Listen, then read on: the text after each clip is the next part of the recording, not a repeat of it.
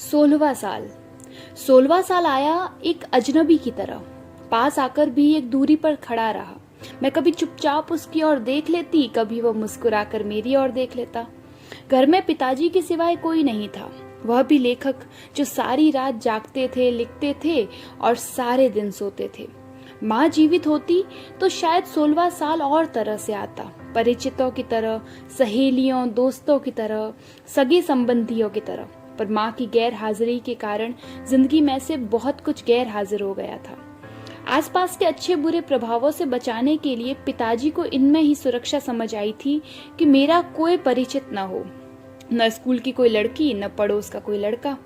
16वां बरस भी इसी गिनती में शामिल था और मेरा ख्याल है इसलिए वह सीधी तरह घर का दरवाजा खटखटाकर नहीं आया था, चोरों की तरह आया था। वह कभी किसी रात मेरे सिरहाने की खुली खिड़की में से होकर चुपचाप मेरे सपनों में आ जाता, या कभी दिन के समय जब मेरे पिता को सोए हुए देखता तो वह घर की दीवार फांद कर आ जाता और मेरे कमरे में लगे हुए छोटे से शीशे में आकर बैठ जाता। घर किताबों से भरा हुआ था। बहुत सी किताबों का वातावरण धार्मिक था, समाधि में लीन ऋषियों की भांति। पर कई ऐतिहासिक पुस्तकों का वातावरण ऐसा भी था जिनमें किसी मेनका या उर्वशी के आगमन से ऋषियों की समाधि भंग हो जाती थी। यह दूसरे प्रकार की पुस्तकें ऐसी थी जिन्हें पढ़ते समय उनकी किसी पंक्ति में से निकलकर अचानक मेरा 16वां बरस मेरे सामने आ खड़ा होता था।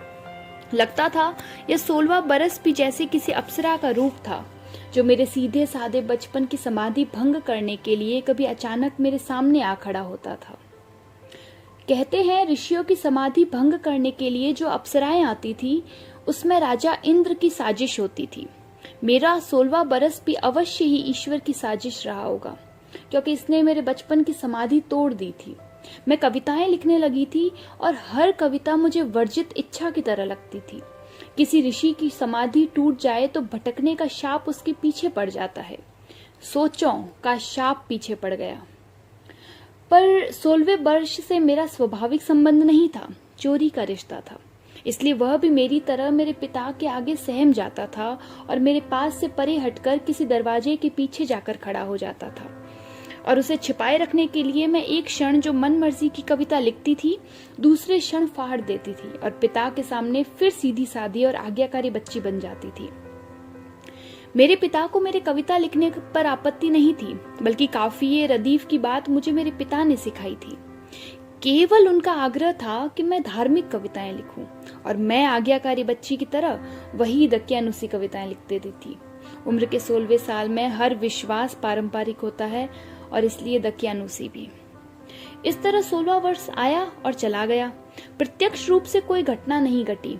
वास्तव में यह वर्ष आयु की सड़क पर लगा हुआ खतरे का चिन्ह होता है कि बीते वर्षों की सपाट सड़क खत्म हो गई है। आगे ऊंची नीची और भयानक मोड़ों वाली सड़क शुरू होनी है और अब माता पिता के कहने से लेकर स्कूल की पुस्तकें कंठस्थ करने, उपदेश को सुनने मानने और सामाजिक व्यवस्था को आदर सहित स्वीकार करने के भोले भाले विश्वास के सामने हर समय एक प्रश्न वाक्य आ खड़ा होगा। इस वर्ष जाना पहचाना सब कुछ शरीर के वस्त्रों की तरह तंग हो जाता है। होठ जिंदगी की प्यास से खुश्क हो जाते हैं। आकाश के तारे जिन्हें सप्त ऋषियों के आकार में देखकर दूर से प्रणाम करना होता था, पास जाकर छू लेने को जी करता है। इर्द गिर्द और दूर पास की हवा में इतनी मनाहियां और इतने इनकार होते हैं और इतना विरोध कि सांसों में आग सुलग उठती है। जिस हद तक यह सब औरों के साथ होता है, मेरे साथ उससे तिगुना हुआ। एक, आसपास की मध्य श्रेणी का फीका और रस्मी रहन सहन। दूसरा, माँ के न होने के कारण हर समय मनाहियों का सिलसिला। और तीसरे, पिता के धार्मिक अगुआ होने की हैसियत में मुझ पर भी अत्यंत संयमी होकर रहने की पाबंदी। इसलिए 16वें वर्ष से मेरा परिचय उस असफल प्रेम की तरह था जिसकी कसक सदा के लिए कहीं पड़ी रह जाती है।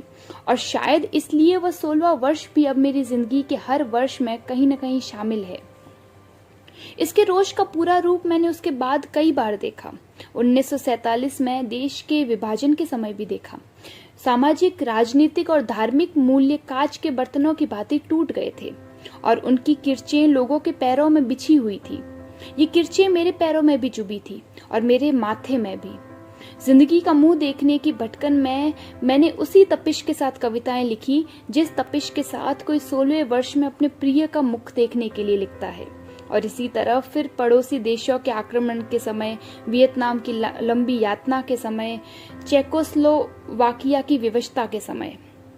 मेरा ख्याल है जब तक आंखों में कोई हसीन तसव्वुर कायम रहता है और उस तसव्वुर की राह में जो कुछ भी गलत है उसके लिए रोष कायम रहता है, तब तक मनुष्य का 16वां वर्ष भी कायम रहता है, खुदा की जात की तरह हर सूरत में। हसीन तसव्वुर एक महबूब के मुंह का हो या धरती के मुंह का, इससे फर्क नहीं पड़ता। यह मन के 16वें वर्ष के साथ मन के तसव्वुर का रिश्ता है और मेरा यह रिश्ता अभी तक कायम है। खुदा की जिस साजिश ने यह 16वां वर्ष किसी अप्सरा की तरफ भेजकर मेरे बचपन की समाधि भंग की थी, उस साजिश की मैं ऋणी हूँ, क्योंकि उस साजिश का संबंध केवल एक वर्ष से नहीं था, मेरी सारी उम्र से है। मेरा हर चिंतन अब भी कुछ कुछ समय के बाद मेरे सीधे साधे दिनों की समाधि भंग करता रहता है। सब्र संतोष से जिंदगी की गलत मूल्यों के साथ की हुई सुलह उस समाधि की तरह होती है जिसमें आयु अकारत चली जाती है। और मैं खुश हूँ, मैंने समाधि के चैन का वरदान नहीं पाया, भटकन की बेचैनी का शाप पाया है। और मेरा 16वां वर्ष आज भी मेरे हर वर्ष में शामिल है। सिर्फ अब इसका मुंह अजनबी नहीं रहा, सबसे अधिक पहचान वाला हो गया है। और अब इसे चोरी से दीवारें फांद कर आने की जरूरत नहीं रही। यह हर विरोध के खुले बंदों को पछाड़ कर आता है, केवल बाहरी विरोध को नहीं, मेरी आयु के 50वें वर्ष के विरोध को भी पछाड़ कर। और उसके सब लक्षण अब भी उसी प्रकार है।